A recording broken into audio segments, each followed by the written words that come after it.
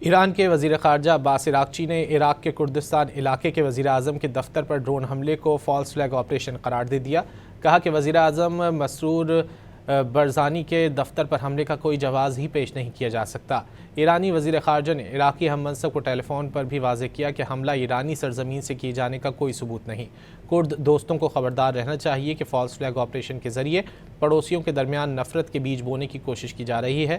عباس عراقچی نے کہا کہ ایران نے کرد دوستوں کو صدام اور داعش سے محفوظ رکھا اور ایران شکر گزار ہے کہ کرد ہماری سرحد پر سیکیورٹی مہیا کر رہے ہیں۔ ایران کے وزیر خارجہ عباس عراقچی نے عراق کے کردستان علاقے کے وزیر اعظم کے دفتر پر ڈرون حملے کو فالس فلیگ آپریشن قرار دے دیا۔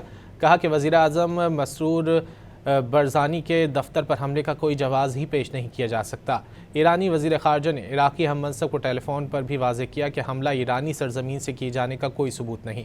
کرد دوستوں کو خبردار رہنا چاہیے کہ فالس فلیگ آپریشن کے ذریعے پڑوسیوں کے درمیان نفرت کے بیج بونے کی کوشش کی جا رہی ہے۔